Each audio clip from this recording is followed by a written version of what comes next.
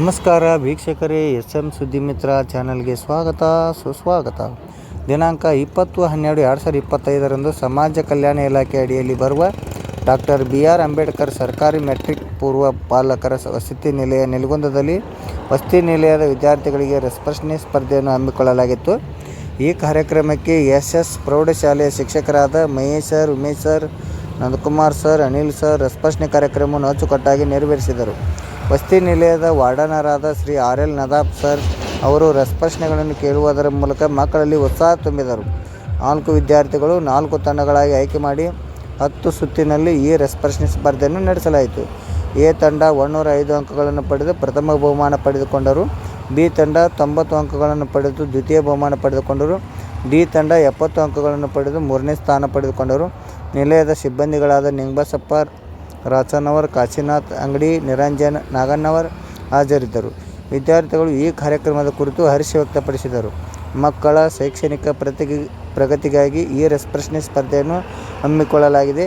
ಮಕ್ಕಳ ಶಾರೀರಿಕ ಮತ್ತು ಮಾನಸಿಕ ಆರೋಗ್ಯ ವೃದ್ಧಿಸಲು ಇಂತಹ ಕಾರ್ಯಕ್ರಮಗಳು ಸ್ಫೂರ್ತಿಯನ್ನು ನೀಡುತ್ತದೆ. ನಿಲಯದ ಸಿಬ್ಬಂದಿಗಳು ಹಾಗೂ SS ಪ್ರೌಢಶಾಲೆಯ ಮುಖ್ಯ ಶಿಕ್ಷಕರು ಹಾಗೂ ಸಹ ಶಿಕ್ಷಕರು ಸಂಯೋಗದೊಂದಿಗೆ ಇಂತಹ ಒಂದು ಕಾರ್ಯಕ್ರಮ ನಡೆಸಲು ಸಾಧ್ಯವಾಯಿತು ಎಂದು ವಾರ್ಡನ್ ಗುರುಗಳು ತಿಳಿಸಿದರು.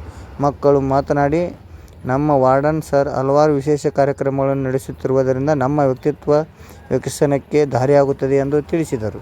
ನಿರಂತರ ಸುದ್ದಿಗಾಗಿ ವೀಕ್ಷಿಸಿ SM ಸುದ್ದಿ ಮಿತ್ರ.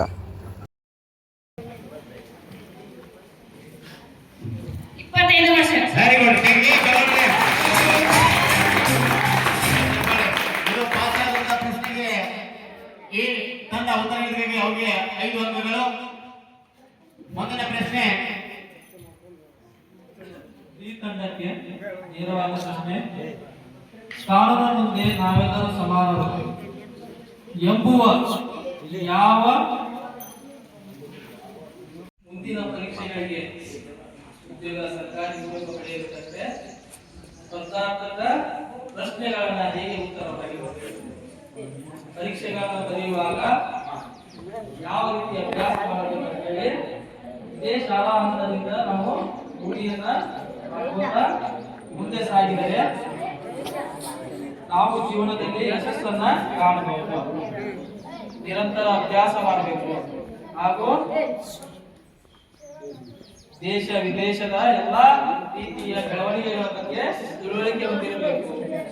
ಗಣಿತ, ಭೂಗೋಳ ಹಾಗೂ ಸಮಾಜ ವಿಜ್ಞಾನ, ವಿಜ್ಞಾನ ವಿಷಯಗಳು, ಪರಿಸರ ಅವುಗಳ ಬಗ್ಗೆ ನಾವೆಲ್ಲ ತಿಳ್ಕೊಂಡು ಏನ್ ಮಾಡಬೇಕು, ಶಾಲಾ ಹಂತದಿಂದ ನಾವು ಸರಿಯಾಗಿ ತಯಾರಿಯನ್ನು ಮಾಡ್ಕೊಂಡ್ರೆ ಮುಂದೆ ನಮ್ಮ ಪದವಿ ಮುಗಿದ ಮೇಲೆ ಅಥವಾ ಸ್ನಾತಕೋತ್ತರ ಪದವಿ ಮುಗಿದ ಮೇಲೆ ಕೆಲವೊಂದು ಆಡಳಿತಾತ್ಮಕ ಪರೀಕ್ಷೆಗಳನ್ನ ಹೇಗೆ ಎದುರಿಸಬೇಕಂತೇಳಿ ಇದೇ ಹಂತದಲ್ಲಿ ನಾವೇನು ಮಾಡಬೇಕು, ರೂಢಿ ಮಾಡ್ಕೋಬೇಕು.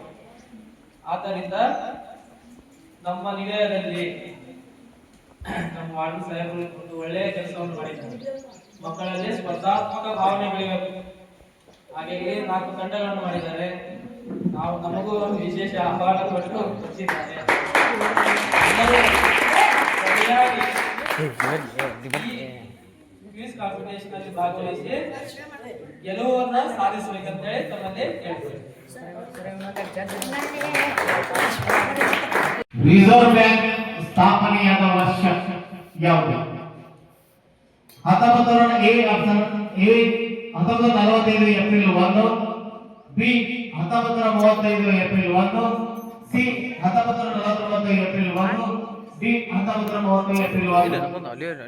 ಇದು B ತಂಡಕ್ಕೆ. ರಿಸರ್ವ್ ಬ್ಯಾಂಕ್ ಸ್ಥಾಪನೆಯಾದ ವರ್ಷ. ರಿಸರ್ವ್ ಬ್ಯಾಂಕ್ ಸ್ಥಾಪನೆಯಾದ ವರ್ಷ A 1945 April 1, B 1935 April 1, C 1949 April 1, D 1930 April 1. ನೀವು ಮಾತಾಡಿ ಯಾರಿಗೆ ಕೇಳಿಸಬಾರ್ದು.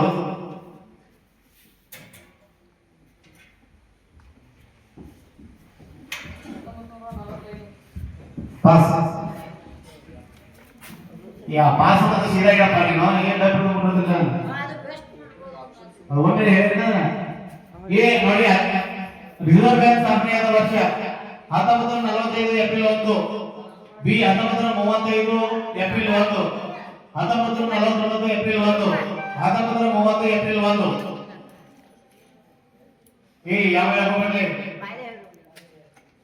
ನೀ ಹೆಂಗ್ ಬಾಯಿಲೆ ಕಳ್ಸಕ್ಕೆ ವೆರಿ ಗುಡ್. ಬೋನಸ್ ಅಂಕಗಳು ಮುಂದಿನ ಪರೀಕ್ಷೆಗಳಿಗೆ ಉದ್ಯೋಗ ಸರ್ಕಾರಿ ಉದ್ಯೋಗ ಪಡೆಯಬೇಕಂದ್ರೆ ಸ್ಪರ್ಧಾತ್ಮಕ ಪ್ರಶ್ನೆಗಳನ್ನ ಹೇಗೆ ಉತ್ತರ ಬರೆಯಬೇಕು, ಪರೀಕ್ಷೆಗಳನ್ನು ಬರೆಯುವಾಗ ಯಾವ ರೀತಿ ಅಭ್ಯಾಸ ಮಾಡಬೇಕು ಅಂತ ಹೇಳಿ ಇದೇ ಶಾಲಾ ಹಂತದಿಂದ ನಾವು ರೂಢಿಯನ್ನ ಮಾಡ್ಕೋತಾ ಮುಂದೆ ಸಾಗಿದರೆ ನಾವು ಜೀವನದಲ್ಲಿ ಯಶಸ್ಸನ್ನ ಕಾಣಬೇಕು. ನಿರಂತರ ಅಭ್ಯಾಸ ಮಾಡಬೇಕು ಹಾಗೂ ದೇಶ ವಿದೇಶದ ಎಲ್ಲಾ ರೀತಿಯ ಬೆಳವಣಿಗೆಗಳ ಬಗ್ಗೆ ತಿಳುವಳಿಕೆ ಹೊಂದಿರಬೇಕು. ಗಣಿತ, ಭೂಗೋಳ ಹಾಗೂ ಸಮಾಜ ವಿಜ್ಞಾನ, ವಿಜ್ಞಾನ ವಿಷಯಗಳು, ಪರಿಸರ ಅವುಗಳ ಬಗ್ಗೆ ನಾವೆಲ್ಲ ತಿಳ್ಕೊಂಡು ಏನ್ ಮಾಡಬೇಕು, ಶಾಲಾ ಹಂತದಿಂದ ನಾವು ಸರಿಯಾಗಿ ತಯಾರಿಯನ್ನು ಮಾಡ್ಕೊಂಡಿರೋ ಮುಂದೆ ನಮ್ಮ ಪದವಿ ಮುಗಿದ ಮೇಲೆ ಅಥವಾ ಸ್ನಾತಕೋತ್ತರ ಪದವಿ ಮುಗಿದ ಮೇಲೆ ಕೆಲವೊಂದು ಆಡಳಿತಾತ್ಮಕ ಪರೀಕ್ಷೆಗಳನ್ನ ಹೇಗೆ ಎದುರಿಸಬೇಕಂತೇಳಿ ಇದೇ ಹಂತದಲ್ಲಿ ನಾವೇನು ಮಾಡಬೇಕು, ರೂಢಿ ಮಾಡ್ಕೋಬೇಕು. ಆದ್ದರಿಂದ ನಮ್ಮ ನಿಲಯದಲ್ಲಿ ನಮ್ಮ ವಾರ್ಡ್ ಸಾಹೇಬರು ಒಂದು ಒಳ್ಳೆಯ ಕೆಲಸವನ್ನು ಮಾಡಿದ್ದಾರೆ. ಮಕ್ಕಳಲ್ಲಿ ಸ್ಪರ್ಧಾತ್ಮಕ ಭಾವನೆ ಬೆಳೆಯಬೇಕು. ಹಾಗಾಗಿ 4 ತಂಡಗಳನ್ನು ಮಾಡಿದ್ದಾರೆ. ನಾವು ನಮಗೂ ವಿಶೇಷ ಆಹ್ವಾನ ಕೊಟ್ಟು ಕಳಿಸಿದ್ದಾರೆ. ಸರಿಯಾಗಿ ಕ್ವಿಜ್ ಕಾಂಪಿಟೇಷನ್ ಅಲ್ಲಿ ಭಾಗವಹಿಸಿ ಗೆಲುವನ್ನ ಸಾಧಿಸಬೇಕಂತ ಹೇಳಿ ತಮ್ಮಲ್ಲಿ ಕೇಳ್ತೀವಿ.